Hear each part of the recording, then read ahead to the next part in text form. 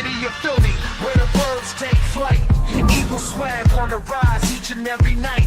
Tone and Marcus got the scoop ready to ignite. From the lanes of South Street to the Broad Street lights. Dashing like a running back, hitting every play. Fly guys in the zone, never led astray. Talking touchdowns, talking game day. Huddle around the mic, hear what they gotta say. Fly like an eagle soaring in the sky. Tone and Marcus always standing by.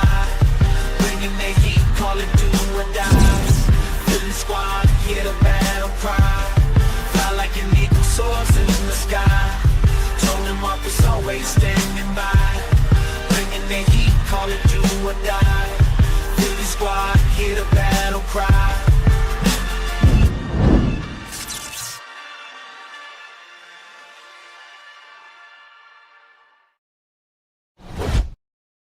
And we're back in the building, ladies and gentlemen.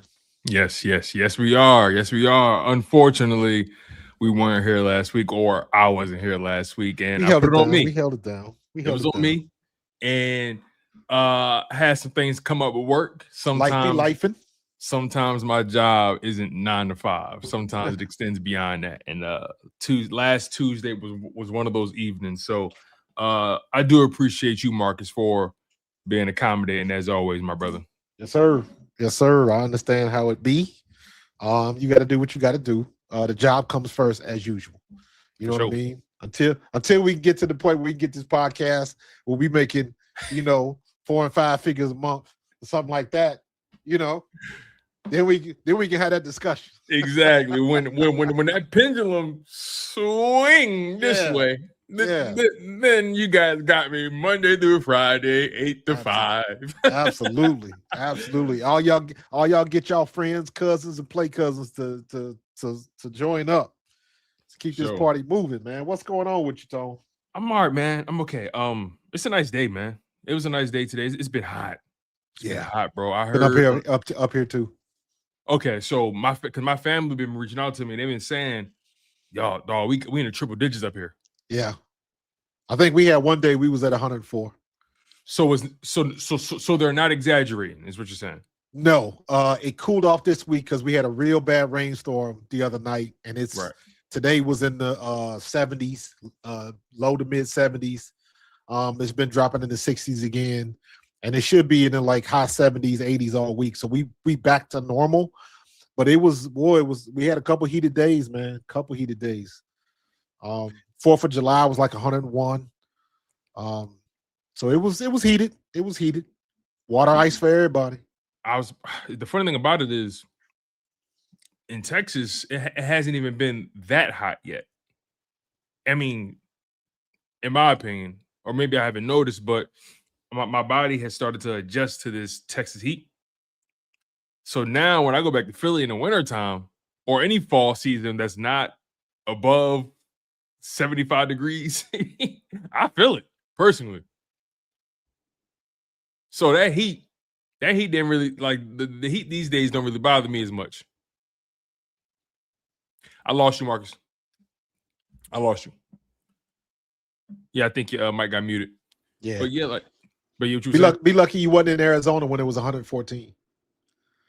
Arizona, it was so hot. People put their trash cans out and they melted.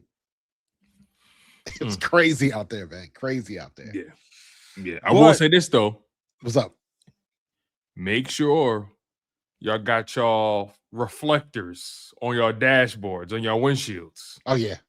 Okay. Yeah. Because nobody want to sit their ass on some steaming plastic, leather, some steaming leather. You feel me? No, sir. I got mine. You can either put it in the window or put it on the seats. Either way works. Sometimes I don't know which is hotter, the concrete or that hot leather when you touch it, when you sit on it. Or honorable mention, that seatbelt buckle when it touch you in the heat. If you know, you know. When you was a kid and you got in that back seat in the car with your mom or your pop, and it's summertime, and that belt buckle touch your thigh or touch your back, you got that square mark, that square burn on your back. For sure, man. So yeah, we appreciate y'all nonetheless for locking in with us. Make sure you smash that like button. Make sure you guys are subscribed. Quiet part of the off season, as we expected, but little tidbits coming out of the city, that's worth talking about, right? One thing in particular that came across the wire, or that's kind of going viral locally, I guess you'll say, it's kind of been the photographs that have come out of the retreat or the 4th of July weekend. Yeah. From Jalen Hurts and the rest of the guys on the team. The guys got together, played golf, just a guys' weekend. It seemed like they did more. It seemed like they had like a series of things they did. Right. I think I saw a photo with the guys at the pool. I think I saw a photo with guys at the golf course. Yeah. It was just a bevy of activities for the guys to do, team building. Yeah. That's the good stuff, man. And you can tell everybody out there, because I saw a lot of the footage from when they were playing golf. And everybody out there they don't swing the clubs like that. But good team building and what that is you trying to get your team as close as possible. That's how you stoke the fires for the family.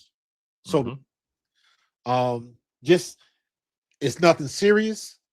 You just hanging out. And Jalen since he's the mastermind, he's the one putting this together. He's the one that sets the schedule. And usually in a situation like that, it's like, all right, in the morning, we're going to work out. We're going to get it in. But we're going to watch some film from 12 to 2.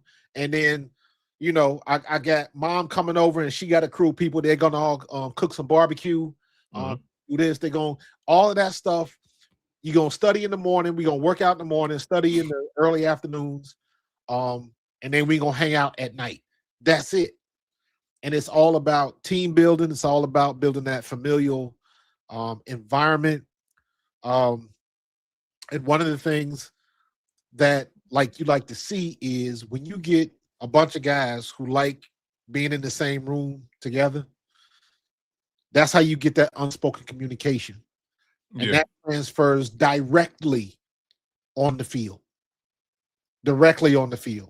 To where, because you tend to gravitate towards somebody in the same position, or you got all the boys from UGA, all the boys from Bama, all the boys, that sort of thing. So you get those type of relationships strengthened in a situation like that.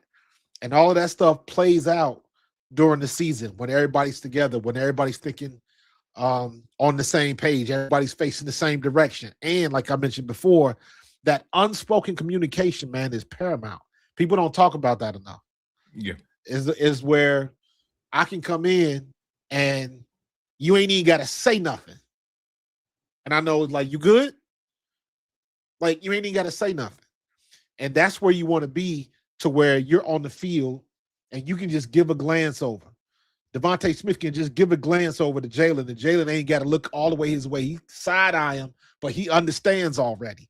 That's where stuff like that comes into play. And that can really pay dividends on the field. So everything that is going on, you just really just getting everybody on the same page, everybody facing the same direction. Everybody's in sync. Everybody's in sync. So I think it's a good thing. They're going to have fun. They're going to make some memories. Some of them guys going to have some conversations.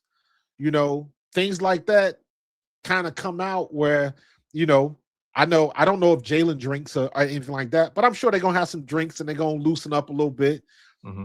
And that's when people get vulnerable and start sharing some things. And that's when that bond really strengthens up. So he laying the concrete, man, and he doing it right. Yeah.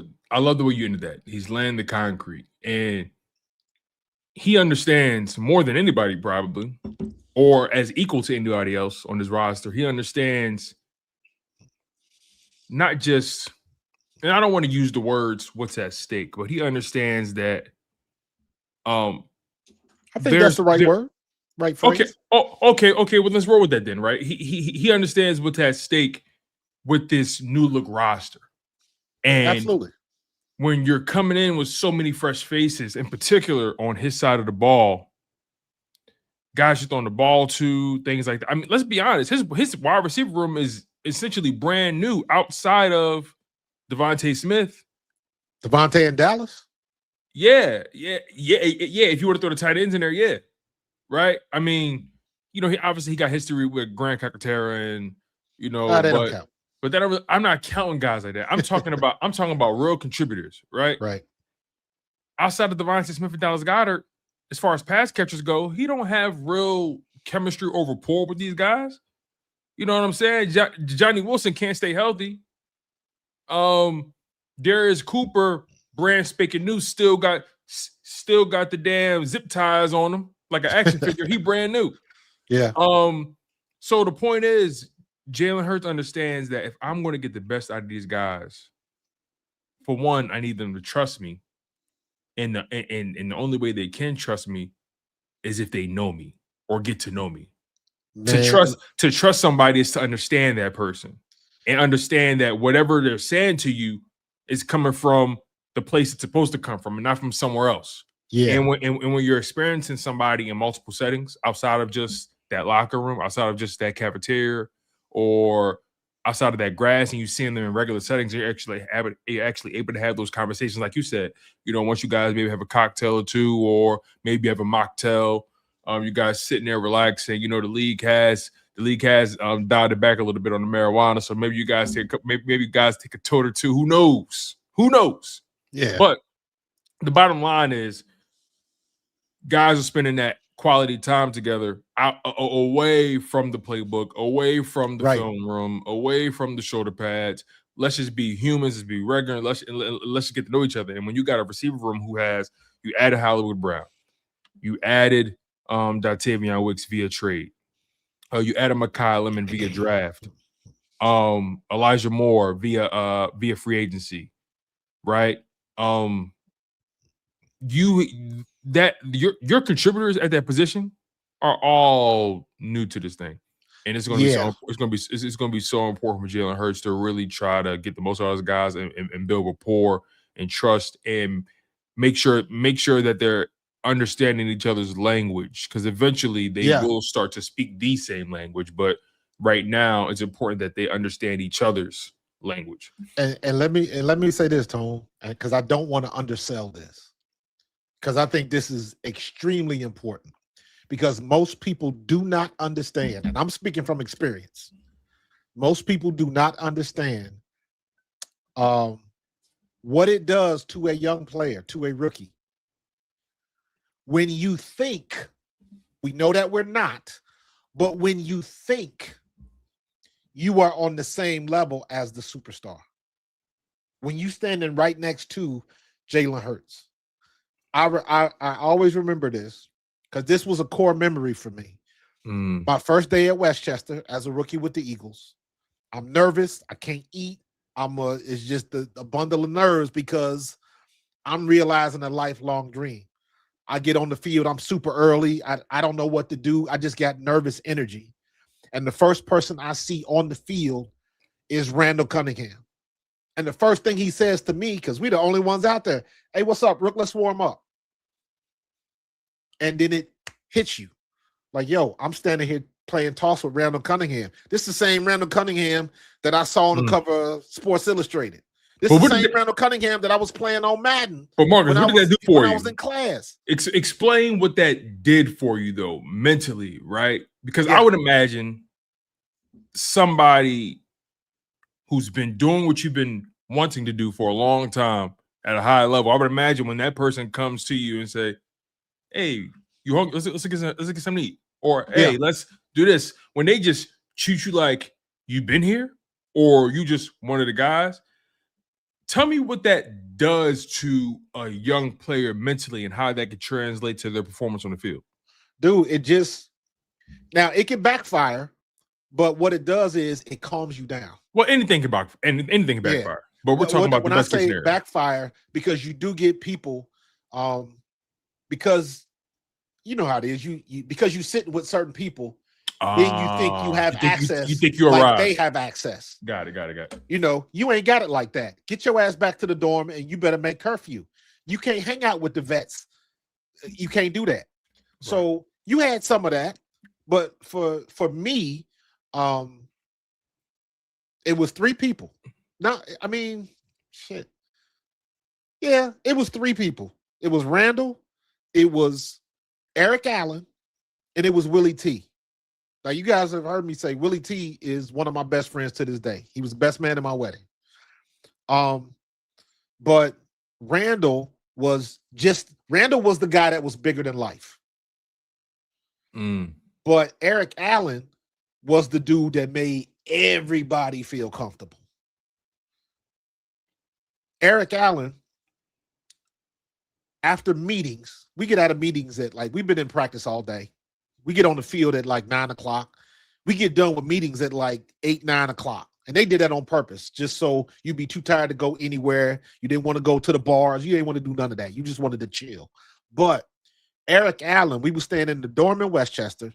And then those particular dorms, they had that, I'm sure you guys have seen it before, where they got that common area or a big conference room in the middle of the building. So every floor, comes from both sides and they meet in the middle where the elevators are, and there's a big room around there. Yep. So what we did was we moved all of the tables and chairs out of the room and put all of the chairs on the outskirts of it. Eric Allen comes in with this huge Tyco racetrack. It was 3 or 4 different racetracks put together into one. And we built this huge racetrack in there. Kenny Rose, who was the special teams captain, put had a VCR, had one of the first television with the VCR attached. He was from LA, so he had all the good stuff like that. So we would sit in the room, we would race Tyco race cars and watch anime till 3 and 4 in the morning. And regardless of when you went in there, it was always some vet in there. And just to be able to hang with Eric Allen racing Tyco and talking about the other stuff. I remember the stuff with Kenny Rose. Kenny Rose was big with me because Kenny Rose was from LA. Kenny Rose was on he was always into martial arts and stuff like that. But Kenny Rose, I don't know if you might be too young for this, Tone. There was a television show on HBO called First and 10. It was a football show in the 80s on HBO. Oh yeah, I see it. And O.J. Simpson was on that show. Kenny Rose knew O.J. Simpson. And when the Bronco chase happened, Kenny Rose broke down everything that happened. And everything he told us in that room, we was up till all hours, golly hours of the morning, knowing we had to get up the next day. Everything that dude told us ended up coming out in a trial. And I remember watching that and looking at my wife like, yo, my teammate told us this stuff. That's crazy. Told us this stuff.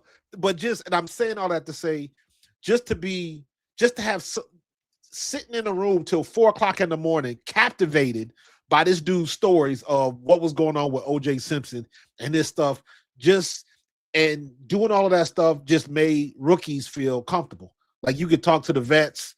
I mean, but there was some people you ain't want to talk to because they had the attitude and all that kind of stuff. That's just gonna happen. Come with it. But that's just gonna happen. But those guys just made you feel comfortable. And I'm saying all that to say you cannot undersell an event like this, what Jalen Hurts did to make the young fellas feel comfortable, feel like they belong, and they don't feel like an outsider. Mm-hmm. You know what I mean? So it just helps in the process. It calms everybody down. When you calm, you learn a little bit faster. So the learning curve there's a lot of psychological effects to that type of stuff, man. And again, Jalen Hurts is laying the concrete. And he's putting the foundation down, man. And that's the right way to do it. The thing about Jalen Hurts is it's funny. When you see him with the guys in a relaxed setting, he he emotes way more. Yes. You see more versions of his facial expressions, right? But then when he's business, when he's working, we all know how he speaks. Yes. So Jalen Hurts, he carries himself with a certain level of seriousness, but it seems like if you to know him is to love him. So Yeah, correct. I think that's the way he's kind of moved around in this organization. He's not too preoccupied with trying to prove to naysayers or outsiders how good of a leader he is. He tends to always be focused on how things look internally rather than how things look externally. And some people believe perception is reality. So sometimes he may suffer or take bullets because of the way he's perceived, the way people think he is on the outside looking in. But when you're in that building and when you work with him and you're having those conversations about the game, having those conversations about life, and you realize, oh no, Jay Hurts, that's a real guy. That's a man's man. You know what I'm saying? He carries himself with honor, carries himself with dignity, and values his time, values your time. You get what I'm saying? Like Jalen Hurts is very polished off the field, and that can intimidate some people. Yeah, absolutely. And when you're too polished, when you're too buttoned up, when you're too about business, and then you couple that with struggles, which is what the Eagles had in 2025, you couple those things together, it comes off as arrogance now. It comes off as you being detached or you disassociating from teammates, or it comes off as you being uncoachable, right? Yeah. People question your leadership. But remember, that was only coming from sources. Exactly. That was only coming from sources. Everybody in that locker room, even with the situation with AJ, nobody ripped AJ. Nobody ripped Jalen. So they understand what the balance was. They understood their role and how they wanted to play it.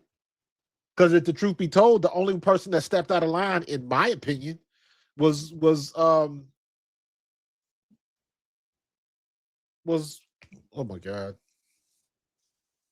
our BG, Brandon Graham. Yeah. He was the one that really let the let the chips out of the bag. And it wasn't. I mean, come on, man. You know better than to talk family business on a radio station. Less live. And can't nobody edit it. You know better than that. But he did it, and whatever happened, and we kept it moving. And when you find out all of the other stuff that was going on, if it's true, that says more about Jalen keeping it together. And now it gives a lot more context to the conversation that him and Smitty had at the end of the game. Even the one that, because if you remember, him and AJ, it was good, but it wasn't as good as you thought. Because I was one that their whole relationship to me was based on the interaction they had on the phone right after AJ got traded. Remember when Jalen called him and all of that type of stuff? So that was the baseline for their relationship. And you always thought it was always all good. And then you found out it wasn't. Yeah, and it also didn't. That whole 2022 campaign was used as a baseline for the relationship. Yeah. When you think about it, when you think about that entire first season with AJ Brown, like, I mean, sure, there was a little rough patch where that Panthers game, right? There was a little rough patch. No, that's 2025. I'm sorry. I'm tripping. I mean 2020. I'm all over the place in my timeline. 2023? I'm thinking about the 2024 season. Okay. The 2022 season, it was smooth sailing for these guys. And 2022, these guys didn't really have any issues. And that 2022 season really set a baseline for how we thought it was going to be with these guys until the end of the time. And unfortunately, things are always shining where they're new. Correct. Right? Eventually things dull. Eventually the car has to get an oil change. Eventually, the car has to get a tire rotation. Eventually, you got to check your fluids. Eventually, you may have to get new tires altogether. You got to maintain this thing. And when you just take it for granted, things begin to fall by the wayside. Now, Absolutely. I don't want to imply that either of these guys took their relationship for granted, but I think the fan base took their relationship for granted, thinking that's just what it is. Right. And they didn't allow for life to life. Yeah. You know what I mean? And we got to also take into account these are, at that time, very young players before their families are what they are. Right? Yeah. So before a lot of them got the first big payday. It's so much that didn't happen in that 2022 season that's happened since then, and it has an effect. Now, whatever it was, we may never know. But the bottom line is I have to put my chips on the player who's been the constant. Right. I understand many may say A.J. Brown was probably the better talent. You may be right in that, right? And people tend to side with talent. But my instinct is to side with the guy who's the constant. No matter what's going on, no matter what's said about it, no matter who said it, flatline. It's hard for me to go against that. Well, absolutely. Because that requires discipline and restraint and, when you're being also, misrepresented. And Tone, people have to come to the grips, and this is people that are for and against Jalen Hurts. And people have to come to grips with when he says, I don't care what it looks like, he means I don't care what it looks like. Long as the dub is at the end of the day. He doesn't care what it looks like, and you do not see that anywhere else. Let me ask you a question, though, real quick, though. When he says, I don't care what it looks like, do you think people take him a little too literal when he says that? Because you played this game, to some extent, you do care about executing the game plan. Yes. You do care about what it looks like. So again, I don't want to split hairs here, but I also want to really think about what that means. Well, to be honest with you, you have to split hairs. Because to me, he doesn't care what it looks like. Mm-hmm. So he doesn't take the chances. Because if you take the chances, the law of averages says you're going to hit on one of them. Mm-hmm. But is it worth the cost of the others? So obviously, you're going to take the chance for the big play, for the dagger. Okay. But are you willing to pay the cost for the turnover? That's what it comes down to when you're talking about how you're going to score for a quarterback. The turnover versus the touchdowns. And he wasn't willing to turn the ball over and take the L's when he didn't have to, when it wasn't absolutely necessary. So in his mind, he's calculating, listen, I'm going to pull it down and I'm going to run it and get this first down. Mm-hmm. I know I could take that chance with AJ or Devontae, but I don't feel comfortable doing that because I don't turn the ball over, and we've been winning by not turning the ball over. Okay. So let's stay about the business. I can see that. I think if I'm understanding you correctly, right, and if I'm understanding Jalen correctly when he says this, I don't care what it looks like. I don't care what it looks like doesn't mean I don't care about not playing good football. I want to play good football. I don't care what it looks like means that I don't care how we get to the destination. Long as we long as we still got all four wheels, we alive, the car's in good condition. Right. You know, you get what I'm saying? Like, he's not saying I don't care if we're playing bad football or not. We won. That's not what he's saying. What he's saying is, hey, some days are going to require you to do different things. Do what's required, not what you want to do. Correct. On the side note, Simone, hey girl, hey. Shout out to Simone. Shout out to Simone. It's my homegirl, man. Hey, Love and appreciate her. I told Tony, Simone, I wanted to talk to you because you got a chance to sit down with Chris Collinsworth. I'm a Cincinnati kid. Oh yeah. So that hit me right in the feels because I'm a big Collinsworth fan because I grew up watching him back in the day with my Bengals and Kenny Anderson and Ickey Woods and that, so shout out to you for that. And I saw a lot of the World Cup content and it was hot down there, baby girl. So, good stuff. Glad you could join us tonight. Appreciate you. Yeah, for sure. Shout out to Simone. I appreciate her. That's 1/3 of the link up. We appreciate her. Shout out to my guy LB as well. Shout out to him. But yeah, I think overall though, like when I think about Jalen, what's really important about Jalen Hurts stepping up in that leadership role, right? Is you're empowering and putting the battery in the back of not just young guys, but you're charging up guys who just got here. Yeah. And guys who are maybe bottom half of the roster. So that brings me to a topic that I kind of wanted to hit with you real quick before we get out of here. I wanted to talk to you about this roster in terms of the depth, because I'm of the mindset you're only as good as your depth can take you. And there may be a day where number 1 can't go, number 2 can't go, but you need number 3 and 4 to step up. Right. Things happen. So I want to get your perspective on this team from a depth perspective, right? And some guys that come to your mind instantly when you think about bottom half of the roster, or maybe guys who aren't starters, or maybe they're fringe starters.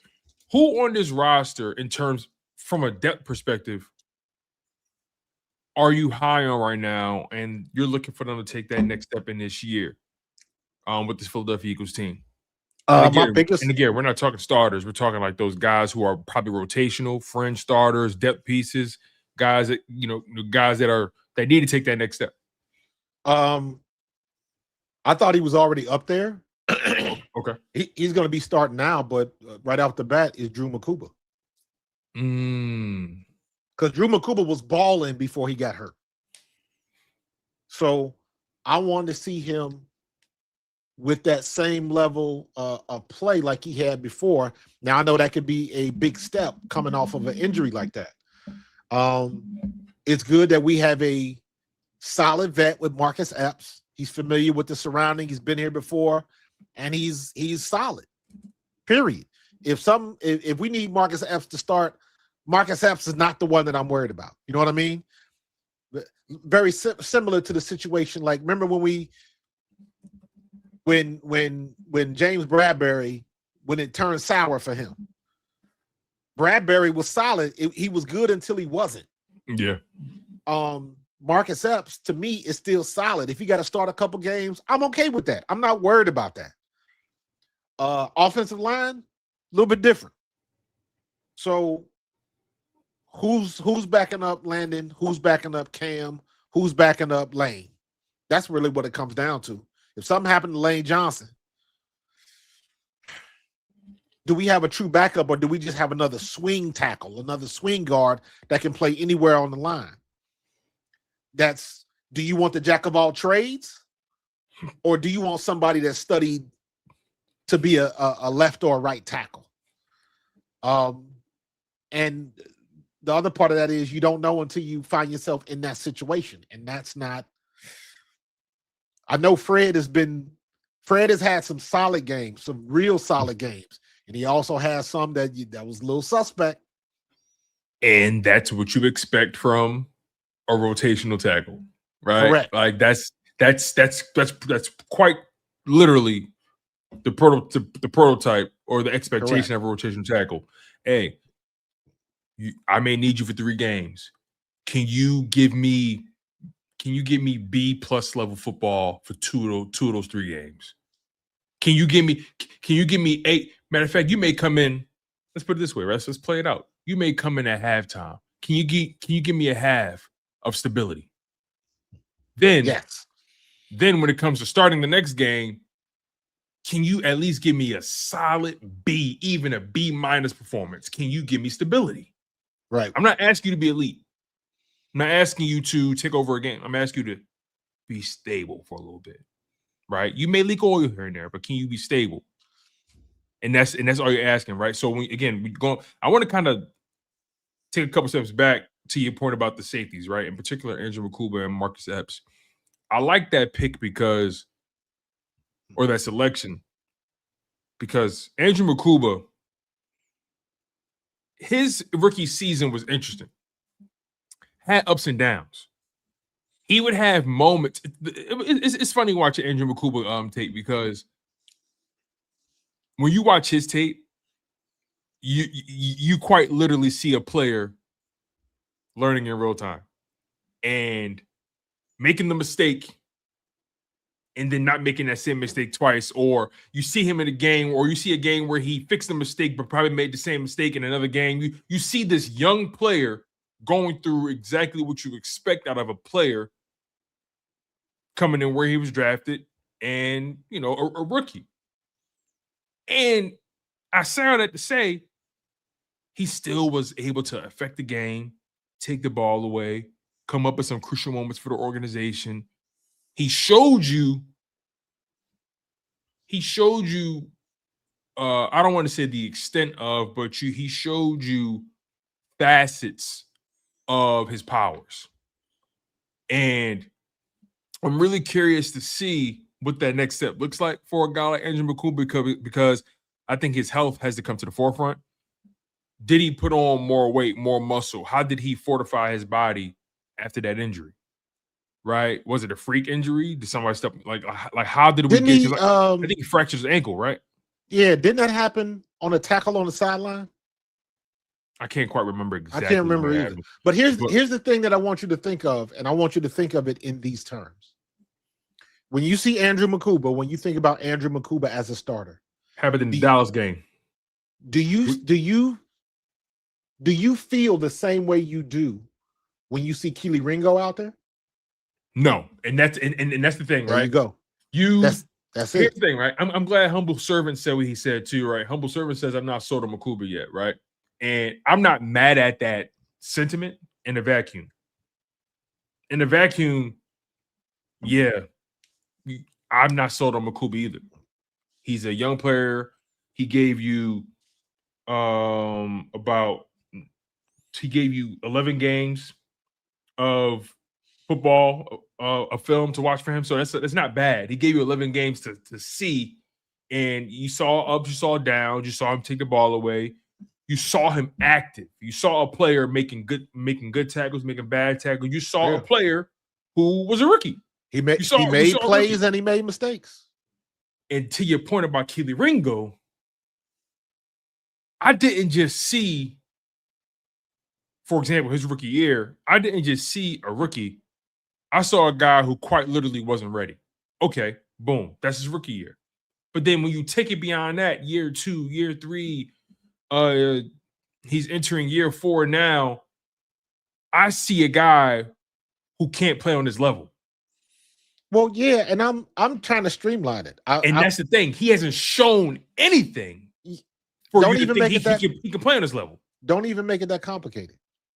When Keely Ringo got in the games, it was to the point where I was like, oh shit. Let's just get through this quarter. Because every time he was on the field, they attacked him. Rightfully so. Offenses attacked him. You don't have that same feeling when Makuba's out there. At least I never did. That wasn't the case when Makuba was on that field. Again, even with his mistakes, you didn't see offenses you didn't see offenses attacking him. Offenses didn't see a weak link. Correct. He was a rookie. To me, that's as far as it's normal, but that's as far as it goes. Do I have enough faith in what Makuba is doing and has done that he can get out there and be a solid starter? Yes, until he proves me wrong. Now, it is totally fair to say I'm not sold on him yet because I haven't seen enough. That is totally fair. But for me, I have. And he was a rookie when he did that. So let's not forget that he's still been in the meetings. He's still been watching film. He's still been doing. So the mind is a little bit sharper. Now the body's got to catch up. Make sure you healed up all the way. I don't know. Does he have the thin ankles and all of that type of stuff? I don't know. We're going to find out. But I know he'll be ready to play. That I'm not worried about. And then the other person on the defense is Jihad. I know Jihad is good. I know he can play. But you got some big-ass shoes to fill with Nakobe Dean up out of here. And I still don't think Nakobe Dean got enough credit for what he did last year after his injury. After he walked off the field and his patella tendon was pointing in the wrong direction. He came back and was an absolute dog, pun intended. So he's got some big shoes to fill. Not that I don't think he can, because I think he's the right one to do it. But when you looking at people like Jihad and you looking at Nolan Smith and Jalen Hunt and Darius Cooper and all of those guys, the young vets, the time for potential is over. Yeah. We don't want potential. We want to see what it is. We need you to start paying dividends now. Yeah. Yeah. So I totally agree with you 100%. I'm looking at some production from last year, right? And again, although only played 11 games, Makuba, when you look at his numbers and you forecast it, this guy's a decent prospect, a decent talent. 11 games, 46 total tackles, 27 solo, a half a sack, and a pick six, 2 TFLs, 3 pass deflections, 2 interceptions. And remember in the preseason, his debut, he took the ball away, I think twice or something like that. But he had a pick six in the real game, didn't he? No, he had the pick six in the Browns game, and the pick six, that was a preseason game. He got that on Dylan Gabriel. Gotcha. But the bottom line is, you saw a guy who, even in getting hurt, he showed you that I can take the ball away. I'm a willing pass rusher or a willing blitzer. We've seen him have some crucial tackles as well. I think Makuba is a guy that when I think about what I saw in those 11 games, I'm forecasting now. And I'm thinking, what if you add on those 6 more games of experience he would have had? Mm-hmm. What's the production that he probably could have gave us? I can easily double his interception count.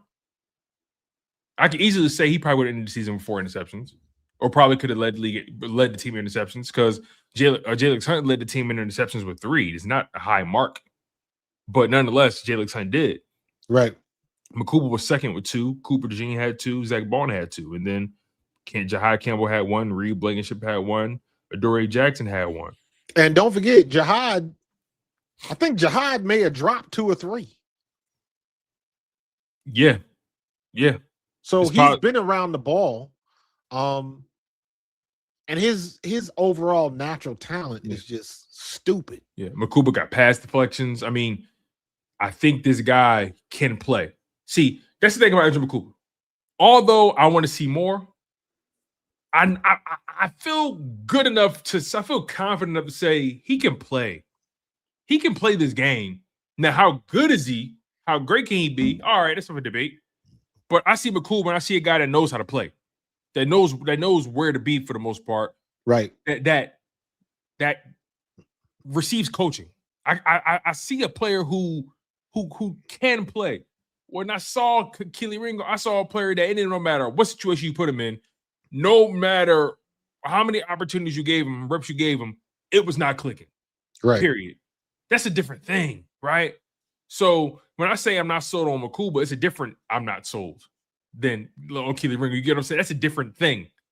So then take a step further. I think somebody said Jahai Campbell, then I sold on, and you brought it on. You brought it up. If somebody told me if somebody said to me, Tone, I'm not sold on Jahai Campbell, I'm really not. Can I definitively argue against that? Because I don't know if I'm ready to say Jahai Campbell is the guy, but I will say this though. Same logic goes for Andrew Makuba.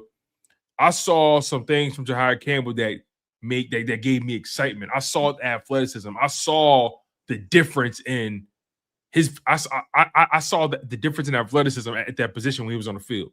Right. Yeah. And he made plays. He made mistakes. He made rookie mistakes. So my expectation out of guys like Jahad Campbell, Andrew Makuba in year one wasn't really that high, especially coming off of the Super Bowl, right? You're not expecting you don't put the pressure on those kind of guys right away. But nonetheless, with Nakobe being hurt, you expected Campbell to give you reps. And with you not really having the most depth at safety, the competition was pretty much wide open.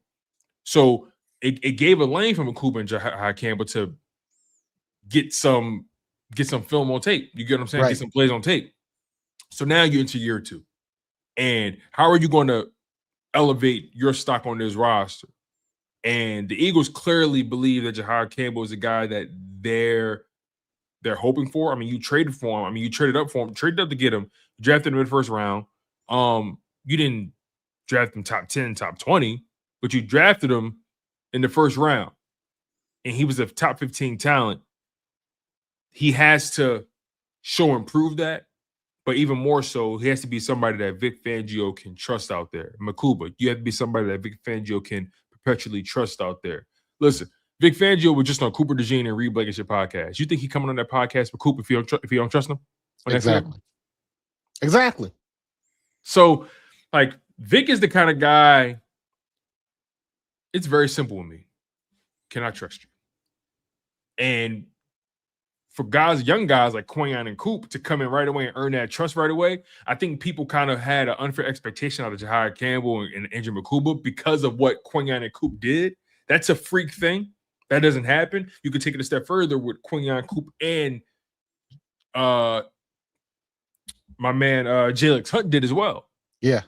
Jalen Hunt came alive in the second half of the season when BG got hurt. So now those are your top three picks are highly productive players. Jalen Hunt got a sack in the Super Bowl. And then his second season, he led your team in sacks and interceptions and showed you that he is the prototype for a Big Fangio defense. Exactly. Can drop back in coverage, can rush the passer, stable against the run, athletic, rangy, earning the trust of Big Fangio. But they're only going to be as good as that depth and guys taking that next step. Hey, my man, Ty Robinson, a young guy. You gotta take that step now. Byron Young, he's in a contract year. They may not bring him back. It all depends. Morrow Jomo's in a contract year. It all depends. I totally forgot about Ty Robinson, the vanilla gorilla. Yeah, you got Gabe Hall on his roster. I mean, I'm talking now. I'm getting deep into the weeds here, right? Like you got players on this team who I think are talented players. How good can they be? Can they raise the floor of this Philadelphia Eagles team? I think they can. And like, not for nothing, man. Just like, if I can sit here and extol the greatness of Nakobe Dean, we're gonna miss Nakobe Dean. What I can't do is shortchange the fact that Jahad Campbell was playing with Nakobe Dean, so he had to learn something. For sure. You know what I mean? He just being around it, you had to learn something. So I think he's ready for his moment. And let's not forget when Jahad Campbell had to cover a wide receiver, and he did. He can get to the ball. He gets bonus points because he took number 11. Mm-hmm. So, and Jahad Campbell, he showed you, hey, I may have made a mistake and gave up that touchdown in that wheel route to Bucky Irvin, right? But then I come back fourth quarter against the Buccaneers, game-sealing interception in the end zone. You see, absolutely. So, like, you have guys who, hey, I made that mistake. Makuba made that mistake in the Chiefs game, came back, interception in the end zone. You have these young guys who play with an edge who don't forget, but also they don't forget, but they also have a short-term memory. Does that make sense? What I'm trying to say, like they don't let themselves off the hook. That's what I mean by they don't forget. Right. Absolutely. But they also don't let the last play define them. And that's what I like about Jahad Campbell and Andrew Makuba. I saw enough plays for me to say, come on, young guy. But I saw enough plays for me to say he don't let the bad plays mess him up. Yeah, and let's not get this twisted. Because we could be saying the same exact thing for veterans. 4, 5, and 6 year vets because they still make mistakes too. So, but now you got a crop of young players, young vets, who are making less mistakes and making more plays. So we're good. And let's not, I know sometimes because of our success, we get short-term memories. Let us not forget what our 2023 defense looked like. They were bad. We've seen the worst. We've seen a defense that couldn't tackle to save their life. That 2023 defense was the worst defense in the Nick Sirianni era by far. And isn't it funny? Why couldn't we get that offense last year? The way that offense was playing in 2023, why can't we get that offense back last year? Because when the defense, we finally put it together when we won the Super Bowl. I mean, in 22 and 24, to be honest with you. Because in the Super Bowl in 22, the defense didn't show up. And we still almost won.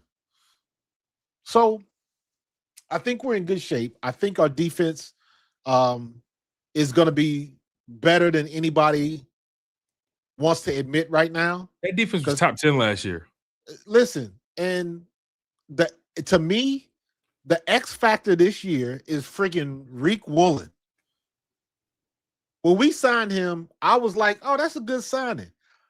I was not aware of his measurements. Yo, everybody 6'4", running a low 4.3 with Marcus, that wingspan. Are you I've kidding heard me? nothing negative about this man since he's been here. The only thing I heard negative about him is he runs his mouth and he's prone to get penalties. That's the only thing I heard. I'm like, we got experience dealing with that. We good. I don't care about that. Like, I don't care about that. Listen, he ain't stupid. He trying to get paid this offseason. He's trying to get paid, and he ain't stupid. We are in a situation. He's in a situation where he's going to have another opportunity to play for a championship, and ultimately, that's what you're trying to do. A guy that talented, with this big of a chip on his shoulder, with this much at stake, you're going to get him at his best. Bruh. You're going to get Reek Woolen at his best. And then he's surrounded by guys like Quinyon and Coop, who ESPN just ranked in their top 10 corners list. And I saw some Eagles fans being really upset about where they were ranked in that top 10. I think Quinyon was 6 and Coop was 10, right? Here's why I don't get upset about that. Nah, bro. You already know I'm on my rant about that anyway. Right. Here's why I don't get upset about that. Because one of the reasoning they gave for Quinyon's placement at 6 made sense to me. Now, granted, it's not the end all be all, but it made sense to me. They said he does everything you want your corner to do. His metrics are insane. He just doesn't take the ball away. And that kind of sticks with people a little bit. And because he's so great at what he does, you can't leave him out your top 10. But I guess for some people, because he doesn't have the takeaway factor, it's hard for them to put him in their top 5. Whatever. That's beside the point. The bottom line is you got 2 corners, Philadelphia. 2 corners. And I'm not saying this list means anything, but let's just acknowledge it, right? You got 2 corners who it's kind of unanimous, people believe are in the top 10 corners in this league. Right. You can't find too many people who are going to take Quinyon and Cooper DeJean out of the top 10 of cornerbacks in this league. That is not common. So I can complain about where they're placed, or I can say the Eagles take up 2 of those top 10 spots. Because let's be honest, when you get to that upper echelon of corner, you're splitting hairs. Now it's all about preference. Now it's all about preference and style and what you're looking for. You got 2 top 10 corners, Philadelphia. No need to trip about that placement. No need. 2 of them are in Philadelphia. The law averages are on our side. Absolutely. That's how I look at it. So the defense is going to be tight. The offense, we still got questions. Still, my X factor on the offense is Dontavian Wicks, because I think he's the guy. He's the one guy on the offense that's got a chip on his shoulder and got something to prove. They all got something to prove. Devontae want to show everybody he's a true number 1, but we already know that. Dallas Goedert is not washed up. He got to teach the young fella, Eli Stowers. Mekhi Lemon, is he going to live up to his billing? Is Mekhi Lemon gonna be as advertised? See, I think Mekhi Lemon is the X factor on that offense. I know you said Dontavion Wicks, and I don't think that's a bad pick at all. Like, he would probably be my secondary or tertiary pick, but I got to put Mekhi Lemon number 1 on that offense as an X factor. At least in this conversation right now, I gotta put Mekhi Lemon number 1 as an X factor on that offense, because his success is going to tell me everything about the way this offense is working. Yeah. If he's successful, this offense is working the way it's supposed to. That's how I see that. You tell me, do you kind of agree with that? Do you not agree with that? How do you see that? I agree 100%. Because it's all going to be Devontae Smith is our number 1. Correct. Who is our number 2? Our number 2 is whoever has the second most amount of receptions, or at least targets for that matter. And I don't necessarily think it's going to be Dontavion Wicks, because he's playing the X receiver. The number 2 is whoever's the most productive on the inside, or however it works on that out. day. Yeah, the number 2 is whoever's exploiting the defense the best. Correct. That day. So the number 2 wide receiver, we all know Devontae Smith is the deep threat. Point period in the paragraph. But our number 2 doesn't necessarily line up at X. It could be Mekhi at slot. Mm-hmm. It could be Eli Stowers at the tight end and slot. It could be Dallas Goedert at the tight end and or slot. So it all depends on what Sean Mannion does. And for what I've been hearing, Sean Mannion is going to mix it up, go across the middle, hit the edges, and do everything we've been watching everybody else do on the West Coast. Yeah. Yeah. So this skill group is kind of like, it's funny. This skill group, and we can start to close it out here, because I'm really excited to see how this thing looks. I'm really excited to see Mekhi Lemon just pop. I'm so excited about that. But even beyond that, I think the Eagles kind of took a Motown approach with the skill position group. They took a Motown approach. It's Gladys Knight and the Pips. What's another one? I was wondering how you was going to explain this, because I was lost. My point is, because me and you both said there's no real number 2 on this team. It's Devontae Smith and the guys. Not yet. It hasn't evolved into it yet. We got to wait to see. Right. Maybe a number 2 will separate. Right. Yes. Maybe someone will definitively say, okay, they're the number 2 target. But right now, it's Gladys Knight and the Pips. It's Devontae Smith and the receivers. Yeah. I agree. You get what I'm saying? It's Devontae Smith, and everybody else, you better get open. And let's not forget, the one thing everybody's been mentioning about Sean Mannion is we're going to use motion. So they're not going to start in the same places. So it doesn't matter if someone is the XYZ, slot, H, or doesn't matter. It all it all comes down to where you end up on the field on any given down and distance. Mm-hmm. So for all intent and purposes and everything that I've heard, Sean Mannion is playing chess up out there when Kevin Patullo was playing checkers. And we have to wait to see how that is going to manifest on the field, because I think we're going to see some things that we don't expect, and it's going to be good for a minute, for the first couple of weeks, and we're going to be high on the hog and everything. And then once the teams get us on tape and are a little bit more prepared, then we're going to see how well Sean Mannion has acclimated to the NFL life. Yes, I agree 100%. And I think it's going to be really important for the guys to buy in to what's being asked too, especially those guys at the skill position. I know Dontavion Wicks is looking for a bigger payday. Hollywood Brown is looking for maybe his last decent contract. And don't sleep on Hollywood, because Hollywood is still good. Yeah, he's a guy that's getting overlooked. Elijah Moore is looking for long-term security.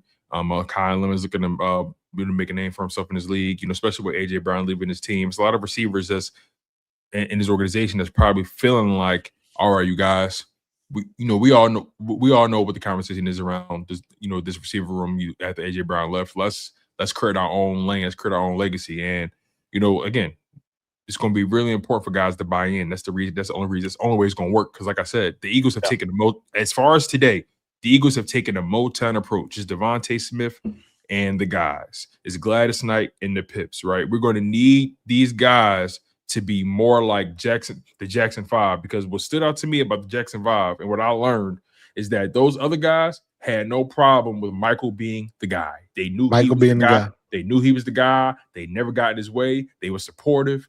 They was completely Tito was content being Tito. Jermaine was content being Jermaine. Right? Things may go left if they're actually the Temptations. Right? If you know, you know. You've been watching too many movies. David Ruffin thought he was bigger than the program. The 5 heartbeats. You know what I'm saying? Dennis Edwards, he went solo. So my point is, guys got to buy into this thing. We know who the number one is. It's definitive. It's paramount for guys like Devontae Smith, you know, Jalen Hurts, Dallas Goedert, Saquon Barkley. They got to set the tone. Everybody else is going to follow. I agree. For sure. I agree. I think we're in good shape. I think the only thing that the team has to extinguish is the fear of Sean Mannion. And people get scared of what they don't understand. And we haven't seen enough of him to really know what he can or cannot do. Same way why everybody's going crazy with these lists. Don't concentrate on the list. They don't mean nothing. They are irrelevant, especially seeing as though nobody is played. Nobody is practiced. So they don't know nothing about nothing. They just guessing. So don't fall for the clickbait. Don't fall for the banana in the tailpipe. If you want to watch some good content on the Eagles, come on back to your boy, Coach Marcus, or check out my man, Tone. Don't fall for that nonsense, Cal Hurd and all them other idiots that just say whatever. Yeah. Like, don't go after that. Yeah, sidebar before we get out of here, man. Sidebar, real quick. We ain't got to spend too much time on this. Jaylen Brown traded to the Philadelphia 76ers from Boston. Yeah, we've all heard the narrative surrounding it, but one thing that stood out is the Kyle Hurd take, saying he always thinks he's smart. The word is he thinks he's the smartest one in the room. Yeah, you know, and it's a disease. He did say disease. He called him a disease. Yeah. Based on what? Here's my thing, right? And who did you talk to? Kyle Hurd has been in this game for a long time. He understands the power of a language. Absolutely. He understands the power of words. And he said what he said because he knew it would go. But he also said what he said because he knew at the end of the day, the applause or the support would outweigh the criticism just based off of the sheer population, if you know where I'm going. Yeah, and at the end of the day, it's all traffic. Because you don't say something like that about a guy with the resume of a Jaylen Brown. You don't. You don't talk like that about a guy with that resume. Finals MVP, all NBA, all defense. I mean, this guy carried the Celtics when Jason Tatum was gone. He was an MVP candidate. I think he was a runner-up MVP this past season. I mean, Jaylen Brown showed his value. But even beyond that, he's poured into the community, poured into his people, poured into tech. You know, really is about elevating that black consciousness. And maybe he is the smartest guy in the room. Maybe he just happens to be the smartest guy in that room. Maybe he is. But I don't. But again, just when you say someone is a disease, or what they represent, or them being the smartest person in the room, the way they carry is a disease. I think that language is intentional. It's a dog whistle, and you know who you're trying to get a reaction out of, or you know who you will get a reaction out of, and you know when you get that reaction, the kind of support you're going to get. Right. Other than that, man, he knew what he was doing, so we good. He's good. Sixers are good. Everybody up. Yeah. Other than that, man, Sixers, I ain't gonna lie, man. I thought I couldn't be more optimistic. This is the most optimistic I've ever been about that team. But they shocked the world, man. Yeah. But they got to put it together. We are in what they called it when what is it called? What's the astronomical word for that. Is it the zenith? We in the zenith where you can see all the planets in the skies. And because listen, Eagles are up, the Phillies are up, the Flyers are up, and now the Sixers are up. We 4 for 4 right now. Yeah. And I can't remember the last time we were 4 for 4 where everybody is up. So let's see how long that ride is going to last. Yeah, all 4 teams are very interesting right now. Very interesting. And it's unfortunate. Rob Thomas had to be let go, but they're playing better, and then he's gone. That was immediate. Like they started playing better right away. Rob Thompson is in the same exact situation that Andy Reid was in when he left. His voice just was not carrying the weight that it used to. It wasn't like he wasn't there long. He was only there for like 5. He was only the manager for what? 5 seasons? Let me double check. But they went to what? Two conference championships in the World Series? Let me see. Because remember, he was the interim at first. He was the interim, and then he became their official manager. They brought him back. Yeah. So yeah, they parted ways with Girardi after the 2017 season. And Thompson was a candidate, but they ultimately hired Aaron Boone. And then at that point, Rob Thompson took over because they moved on from Boone. And Rob Thompson, he was the manager for them for 4 seasons. Yeah. 22, 23, 24, 25, 26. No, 5 seasons. It was good until it wasn't. Yeah, 4 and some change. Yeah, I mean, things were good till it wasn't. And I don't think they were wrong pouring into them and invested in them when you saw the result. I mean, you got to the World Series, you got to a National League championship, but the sad part is the peak was regressing each and every season. You couldn't get over the hump. Yeah, you had some. Bryce Harper kept getting hurt. Mm-hmm. Even though it's odd in baseball, you can't penalize him for getting hurt when he's getting jammed in the fingers. Yeah. So, it is what it is. But they playing well right now. They're not going to cover off the ball. They just lost. Who they lose to? Was it lost Detroit? like 15-1? Or was it the Royals? I can't remember. Yeah. So look, they're gonna have their ups and downs, but for the most part, we did not expect the Phillies to be this good like they are right now. And they do the same thing because if you look at the first 15 games, everybody thought they was the worst thing that they ever seen in MLB. Just like, all right, give them time. Let the weather warm up. Let's let the guys get into a rhythm before you throw them off the bridge. And sure enough, when Thompson got axed and Mattingly stepped in, that was an immediate change. So they couldn't have been wrong with the change in government. Yeah, they're only 2.5 games back from the Atlanta Braves. All they got to do make the playoffs. That's it. And I'm gonna be honest with you. In my humble opinion, I don't want them to have. I want them in that wild card. It seems like the team that gets that bye in baseball, that is specifically in baseball. I've never seen a bye have so much of a negative effect on the team that earned it in any other sport than baseball. Baseball is a lot of rhythm, bro. Take time off. I don't want time off in baseball, personally. Yep. But anyway, listen, y'all, we don't went on a tangent. I appreciate y'all. Make sure y'all smash that like button. Make sure you guys are subscribed to the channel. If you're not 4 for 4, then you ain't for me. You feel what I'm saying? It's 4 for 4 everything in Philly. We Flyers up, we Phillied up, we Eagled up, we Sixered up. That's how I carry it. I appreciate y'all.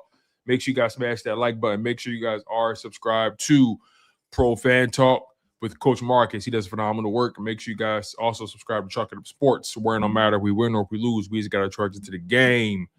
He's Marcus Thomas. I'm your guy, Tone the Shield II. You guys have been locked in on the Bald Eagles podcast, and it's straight like that. And it's Fly Eagles Fly. One love, y'all. We out. Go Birds.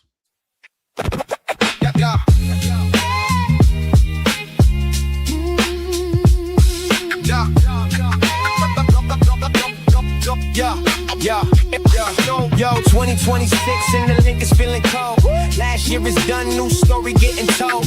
Jalen under fire, say his vision's getting tight. They say he's uncoachable, can't get right. AJ in New England, now that deal is done. Lemons got the green light, pick that number one. Benny in the coordinator, put your fears to rest. Patello playing checkers, why this dude is playing chess. AJ finally traded and the hype train's broke. Rabel's back to coaching and Rosini's catching smoke. 10 toes down with the Eagles on the scene. Ain't no time for fakers cause your boy is bleeding green. Sources leaking stories but you know it's all cap. Coach Marcus on the mic and he's shooting all facts. Search trending topics, information moving slow. Pro fan talk, always keep you in the know. Hit the bell, that's law. Break it down from the film to the box score raw. With the real ones bar. From the birds to the league, we gon' cover it all. Hit the bell, that's law. Break it down from the film to the box score raw.